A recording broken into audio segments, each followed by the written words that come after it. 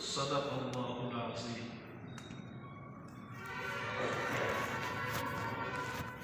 انتہائی واجب الاحترام، قابل احترام بزرگوں، دوستوں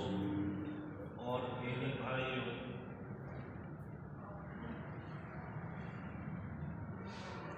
تکالیف اور پریشانیاں انسان کے اوپر جو آتی ہیں، چاہے وہ تنگ دستی اور افلاس کی قبیل سے ہو، چاہے وہ مقروض ہونے کے اعتبار سے ہو، چاہے بے روزگاری کے اعتبار سے ہو، چاہے کوئی بھی گھریلو تکلیف اور پریشانی ہو، ان تمام قسم کی تکالیف اور پریشانی کی دو قسمیں ہیں۔ بعض تکالیف اور پریشانیاں وہ ہیں جو اللہ تبارک و تعالیٰ کی طرف سے قہر اور عذاب بن کر کے اترتی ہے اور نازل ہوتی ہے، اور بعض تکالیف اور پریشانیاں وہ ہیں جو اللہ تبارک و تعالیٰ کی طرف سے درجات کو بلند کرنے کا ذریعہ اور اجر و ثواب کا باعث بن کر کے نازل ہوتی ہے۔ انسان جو گناہ کرتا ہے اس کی اصل سزا تو اللہ تبارک و تعالیٰ آخرت کے اندر انسان کو دیں گے، لیکن اس سے پہلے اللہ تبارک و تعالیٰ ادنا قسم کا عذاب اور ادنا قسم کی تکلیف اور پریشانی انسان کو دنیا کے اندر ہی دیتے ہیں۔ اس کا تذکرہ اللہ رب العزت قرآن کریم میں فرماتے ہیں۔ اللہ رب العزت نے فرمایا وَلَنُذِيقَنَّهُم مِّنَ الْعَذَابِ الْأَدْنَىٰ دُونَ الْعَذَابِ الْأَكْبَرِ لَعَلَّهُمْ يَرْجِعُونَ، کہ ضرور ہم لوگوں کو عذاب اکبر یعنی آخرت کے عذاب سے پہلے اس دنیا کے اندر ادنا قسم کے عذاب کا مزہ چکھاتے ہیں، لعلہم یرجعون، تاکہ لوگ برے اعمال کرنے سے باز آ جائیں اور برے اعمال سے بچ جائیں۔ تو اس سے معلوم ہوا کہ اصل سزا تو انسان کو آخرت ہی کے اندر ملے گی، لیکن اس سے پہلے اللہ تبارک و تعالی ادنا قسم کے طور پر ایک عذاب دنیا کے اندر بھی بھیجتے ہیں۔ تو اب سوال یہ پیدا ہوتا ہے کہ اللہ تبارک و تعالیٰ کی طرف سے جو تکلیف اور پریشانی ہوتی ہے وہ عذاب اور قہر بھی ہوتی ہے اور وہ رفع درجات کا سبب بھی بنتی ہے، تو ان دونوں قسم کی تکالیف اور پریشانیوں کے درمیان ہم فرق کس طریقے سے کریں گے کہ یہ تکلیف اور پریشانی تو اللہ تبارک و تعالیٰ کی طرف سے قہر اور عذاب ہے، اور یہ تکلیف اور پریشانی اللہ تبارک و تعالیٰ کی طرف سے ہمارے درجات کو بلند کرنے کا ذریعہ اور سبب ہے۔ ان دونوں کے درمیان فرق اس طریقے سے کریں گے کہ اگر اللہ تبارک و تعالیٰ نے ہمیں کوئی تکلیف اور پریشانی دی ہے اور ہم نے اللہ تبارک و تعالیٰ کی طرف اس وقت میں رجوع کرنا چھوڑ دیا، یعنی جیسے ہی ہمارے اوپر کوئی تکلیف اور پریشانی آئی تو ہم اس تکلیف اور پریشانی کے اوپر راضی ہونے کے بجائے اور اس تقدیر پر رضامندی کا اظہار کرنے کے بجائے ہم شکوہ، شکایت اور گلہ کرنے لگے، اور دل کے اندر یہ کہنے لگے، زبان سے بھی یہ کہنے لگے کہ اللہ تعالیٰ کو تکلیف دینے کے لیے ہم ہی لوگ بچے تھے، کوئی اور شخص نہیں تھا کہ اس کو اللہ تبارک و تعالیٰ تکلیف اور پریشانی کے اندر مبتلا کرے۔ ہم میں سے بہت سے اشخاص اور افراد ایسے ہیں کہ جن کی زبان سے جو تحمل مجاز نہیں ہوتے ہیں تو ان کی زبان سے اس قسم کے جملے نکل جاتے ہیں جو شرکیہ جملے ہوتے ہیں کہ اللہ تبارک و تعالیٰ کو تکلیف دینے کے لیے ہم ہی لوگ بچے۔ اور اسی طریقے سے پہلے وہ جتنے معمولات کا پابند تھا انہوں نے ان میں سے چند معمولات کو چھوڑنا شروع کر دیا۔ مثال کے طور پر پہلے وہ 5 وقت کا نمازیں ادا کرتا تھا اور اس کے ساتھ ساتھ تہجد، اوابین اور اشراق کا بھی اہتمام کرتا تھا، لیکن جیسے ہی اس کو پریشانی اور تکلیف لاحق ہوئی انہوں نے تہجد بھی چھوڑ دی، اشراق بھی چھوڑ دی، اوابین بھی چھوڑ دی، غرض ہے کہ 5 وقتہ نمازوں میں سے کبھی وہ 5 وقتہ نمازیں پڑھ لیتا ہے اور کبھی ان کو بھی چھوڑ دیتا ہے۔ تکلیف یعنی وہ تکلیف اور پریشانی کرتے وقت میں جو اس کو پہنچی ہے اللہ تبارک و تعالیٰ کی طرف رجوع نہیں کرتا ہے اور توبہ اور استغفار نہیں کرتا ہے، بلکہ الٹا وہ شکوہ شکایت اور گرا کر رہا ہے، تو یہ تکلیف اور پریشانی جو ہے اللہ تبارک و تعالیٰ کی طرف سے عذاب اور قہر بن کر کے نازل ہوتی ہے۔ اس کے برعکس اگر کسی آدمی کو کوئی تکلیف اور پریشانی پہنچی، فوراً وہ اللہ تبارک و تعالیٰ کی طرف رجوع کرتا ہے اور یہ کہتا ہے کہ اے پروردگار، یہ تکلیف اور پریشانی جو مجھے لاحق ہوئی ہے، میں اس کی تکلیف برداشت نہیں کر سکتا، میرے اندر اتنی تحمل کی عادت نہیں ہے، برداشت کی عادت نہیں ہے، یہ تکلیف میری برداشت سے باہر ہے، لہذا اپنی رحمت کی چادر ڈال کر کے میری اس تکلیف کو دور اور دفع فرما۔ فوراً اللہ تبارک و تعالیٰ کی طرف رجوع کرتا ہے، اللہ تبارک رنج اور غم کا اظہار بھی کر رہا ہے، لیکن اللہ تبارک و تعالیٰ کی طرف رجوع بھی کر رہا ہے، توبہ اور استغفار بھی کر رہا ہے۔ اسی طریقے سے پہلے جتنے وہ معمولات کر رہا تھا، مثلا پہلے صرف 5 وقتہ نمازوں کا اہتمام کر رہا تھا، لیکن جیسے ہی اس کو وہ تکلیف اور پریشانی لاحق ہوئی، اس نے تہجد کی نماز پڑھنی بھی شروع کر دی، اوابین اور اشراق کی نماز پڑھنی بھی شروع کر دی، قرضے کے معمولات کے اندر اضافہ ہوتا جا رہا ہے۔ تو یہ جو تکلیف اور پریشانی اس انسان کے اوپر آئی ہے، یہ اللہ تبارک و تعالیٰ کی طرف سے قہر اور عذاب بن کر کے نہیں آئی ہے، بلکہ اس انسان کی یہ تکلیف اور پریشانی اس کے درجات کو بلند کرنے کا سبب بن کر کے آئی ہے اور اس کے لیے اجر و ثواب کا باعث بن کر کے آئی ہے۔ اب سوال یہ پیدا ہوتا ہے کہ ہم دنیا کے اندر دیکھتے ہیں کہ ایک انسان کو جب دوسرے انسان سے محبت ہوتی ہے تو وہ انسان اس دوسرے انسان کو ہر طرح سے راحت پہنچانے کی کوشش کرتا ہے کہ میرے دوست ہر قسم کی تکلیف اور پریشانی سے دور رہے اور وہ مکمل راحت اور آرام پہنچانے کی کوشش کرتا ہے۔ تو جب اللہ تبارک و تعالیٰ اپنے بندوں سے محبت فرماتے ہیں تو اللہ تبارک و تعالیٰ اپنے بندے کو تکلیف اور پریشانی کے اندر کیوں مبتلا کرتا ہے؟ حالانکہ محبت کا تقاضا تو یہ ہے کہ اس کو آرام پہنچانا چاہیے، اس کو راحت دینی چاہیے، تو اللہ تبارک و تعالیٰ جب بندے سے محبت کرتے ہیں تو اس کو تکلیف کیوں پہنچاتا ہے؟ یہ ایک سوال پیدا ہوتا ہے۔ تو اس کا جواب یہ ہے کہ اس دنیا کے اندر جو بھی شخص آیا ہے، کوئی بھی انسان تکلیف اور پریشانی سے خالی نہیں، کوئی بھی انسان رنج اور صدمے سے خالی نہیں، ہر انسان کے ساتھ کوئی نہ کوئی تکلیف اور پریشانی لاحق ہے، چاہے وہ کتنا ہی بڑا بادشاہ کیوں نہ ہو، کتنا ہی بڑا قطب اور ابدال کیوں نہ ہو، کتنا ہی بڑا سرمایہ دار کیوں نہ ہو، لیکن رنج، تکلیف اور پریشانی تو ہر انسان کو لاحق ہے، کیونکہ اللہ تبارک و تعالیٰ نے دنیا بنائی ایسی ہے کہ انسان کو آزمایا جائے۔ وہ تو صرف ایک مقام اور ایک جگہ ہے کہ جہاں پر انسان کو کوئی تکلیف اور پریشانی نہیں ہوگی، کسی قسم کا خوف نہیں ہوگا، کسی قسم کے رنج کے اندر وہ مبتلا نہیں ہوگا، اور وہ مقام صرف جنت ہے، جن کے بارے میں اللہ رب العزت فرماتے ہیں لا خوف علیہم ولا هم یحزنون۔ وہ مقام اور وہ جگہ ایسی ہے کہ جہاں پر نہ انسان کو کوئی خوف ہوگا اور نہ کسی چیز کا غم اور افسوس ہوگا، تو وہ مقام تو صرف اور صرف جنت ہے۔ اس کے علاوہ دنیا کا نظام تو اللہ تبارک و تعالیٰ نے ایسا بنایا ہے کہ ہر انسان کو کوئی نہ کوئی تکلیف اور پریشانی تو لاحق ہوگی۔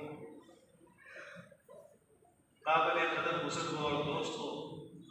حکیم الامت حضرت مولانا اشرف علی تھانوی رحمۃ اللہ علیہ، انہوں نے اپنے مواعظ کے اندر ایک قصہ لکھا ہے کہ حضرت خضر علیہ السلام سے ایک شخص کی ملاقات ہوئی، تو اس شخص نے حضرت خضر علیہ السلام سے یہ کہا کہ آپ میرے لیے اللہ تبارک و تعالیٰ سے دعا کر لیجیے، ایسی دعا کریں کہ اللہ تبارک و تعالیٰ مجھے ہر قسم کی فکر سے اور ہر قسم کے رنج سے اللہ تبارک و تعالیٰ بچا دے، میں ہی دنیا کے اندر ایسا واحد شخص ہو جاؤں کہ جو سب سے زیادہ بے فکر ہوں اور سب سے زیادہ کم فکر والا ہوں۔ اس طریقے کی آپ ہمارے لیے دعا فرما دیجیے۔ حضرت خضر علیہ السلام نے کہا کہ ایسی تو میں تمہارے لیے دعا نہیں کر سکتا، کیونکہ اس دنیا کے اندر جو بھی شخص آیا ہے اس کو کوئی نہ کوئی تکلیف اور پریشانی ضرور ہوگی، لیکن میں تم کو ایک مشورہ دیتا ہوں، میں تم کو ایک رائے دیتا ہوں کہ تم یہاں سے چلے جاؤ اور دنیا کے اندر ایسے شخص کو تلاش کرو کہ جو سب سے کم فکر والا ہو اور بے فکر شخص ہو، اس کو کسی قسم کی کوئی پریشانی نہ ہو، ہر اعتبار سے وہ راحت اور عیش و آرام کے اندر ہو۔ آپ دنیا کے اندر ایسے شخص کو تلاش کر کے میرے پاس میں لائے۔ اگر آپ میرے پاس میں لے آئے تو میں آپ کے لیے دعا کروں گا کہ اللہ تبارک و تعالیٰ اس کے مقابلے میں بھی آپ کو کم فکر والا بنا دے۔ چنانچہ انہوں نے اس رائے اور مشورے کے مطابق کہ اب تو میرا کام بن گیا، وہ اس تلاش اور جستجو کے اندر نکلا۔ ایک شخص کے وہاں گیا، اس کو مالدار پایا تو انہوں نے دل کے اندر یہ سوچا کہ میں تھوڑا آگے جاتا ہوں، اس کے مقابلے میں کوئی اور شخص بھی مل جائے جو اس سے زیادہ مالدار اور راحت اور آرام کے اندر ہو۔ چنانچہ وہ ایک شخص کے پاس میں گیا جو سوناری کا کام کرتا تھا، جوہری کا کام کرتا تھا اور اسی طریقے سے قیمتی پتھروں کے بیچنے کا کام کرتا تھا، اس کی تجارت کیا کرتا تھا۔ اور وہاں پر جا کر کے جب دیکھا تو اس کے عالیشان بنگلے، بڑے بڑے محلات اور اسی طریقے سے عالیشان گاڑیاں اور اسی طریقے سے وہاں پر نوکر چاکروں کی بھی ریل میل ہے، ہر قسم کے وہ راحت اور آرام کے اندر ہے۔ تو انہوں نے سوچا کہ اب مجھے یہ شخص مل گیا ہے جو اس دنیا کے اندر سب سے زیادہ عیش و آرام کے اندر ہے، لہذا اب میں حضرت خضر علیہ السلام کے پاس میں جا کر کے یہ بات بتلا دیتا ہوں۔ جاتے ہوئے انہوں نے دل کے اندر یہ سوچا کہ میں نے اس شخص کی ظاہری حالت کو دیکھ لی تھی کہ گاڑیاں بھی اچھی ہیں اس کے پاس میں اور اسی طریقے سے محلات بنگلے بھی اچھے ہیں، لیکن باطن کے اعتبار سے اور اندر کے اعتبار سے تو اس کو کوئی تکلیف اور پریشانی تو لاحق نہیں ہے۔ میں دوبارہ جا کر کے اس کو یہ بات پوچھ لیتا ہوں۔ چنانچہ دوبارہ جب وہ گیا اور اس کے سامنے یہ بات کہا کہ اس دنیا کے اندر میں نے سب سے زیادہ راحت اور آرام کے اندر آپ ہی کو پایا ہے، آپ سے زیادہ مجھے دنیا کے اندر کوئی راحت اور آرام والا شخص نہیں ملا۔ تو انہوں نے کہا کہ آپ نے میری ظاہری حالت کو دیکھ کر کے آپ دھوکہ کھا گئے، آپ کو معلوم نہیں ہے کہ میری بیوی کے اگر اخلاق دیکھے جائے تو میری بیوی کے اخلاق بہت برے ہیں۔ آپ کو یہ جو خوبصورت بچے نظر آ رہے ہیں، یہ اولاد نظر آ رہی ہے، یہ حقیقت میں میری اولاد نہیں ہے بلکہ کسی اور کی اولاد ہے۔ میری بیوی بد اخلاق، بد کردار ہے اور بد فعلی کروانے والی ہے، لہذا یہ جو بچے ہیں یہ میرے نہیں ہیں۔ آپ یہ سوچ رہے ہیں کہ میں راحت اور آرام کے اندر ہوں، حالانکہ مجھ سے زیادہ غم، تکلیف اور پریشانی کے اندر کوئی شخص نہیں ہے۔ میرے دل کے اندر گویا کہ صدمہ اور رنج کی آگ سلگ رہی ہے، مجھ سے زیادہ دنیا میں کوئی تکلیف میں ہے ہی نہیں۔ تو اب اس شخص کے ذہن میں آ گیا کہ واقعتاً حضرت خضر علیہ السلام نے جو بات کہی تھی وہ بالکل سچ ہے۔ اس دنیا کے اندر تو کوئی شخص ایسا ہے ہی نہیں کہ جس کو کوئی نہ کوئی تکلیف اور پریشانی نہ ہو، ہر شخص کسی نہ کسی تکلیف اور پریشانی کے اندر مبتلا ہے۔ تو دوبارہ حضرت خضر علیہ السلام کے پاس میں گیا اور کہا کہ آپ نے مجھے جو بات بتلائی تھی واقعتاً وہ بات سچ اور حق ہے، مجھے دنیا میں ایسا کوئی شخص نہیں ملا کہ جس کو کوئی نہ کوئی تکلیف اور پریشانی لاحق نہ ہو، ہر انسان کو کوئی نہ کوئی تکلیف اور پریشانی لاحق ہے۔ قابل قدر بزرگوں اور دوستوں، جب انسان کو تکلیف اور پریشانی آتی ہے اس کا مطلب اللہ تبارک و تعالیٰ اپنی محبت، اپنی شفقت کا اظہار فرماتے ہیں بندے سے۔ حدیث شریف کا ایک جز ہے، نبی کریم صلی اللہ علیہ وسلم فرماتے ہیں اذا احب اللہ العبد صب علیہ البلاء صبا، کہ جب اللہ تبارک و تعالیٰ کسی بندے سے محبت کرتے ہیں تو اس کو مختلف قسم کی آزمائشوں کے اندر اور مختلف قسم کی تکلیفوں کے اندر مبتلا کرتے ہیں۔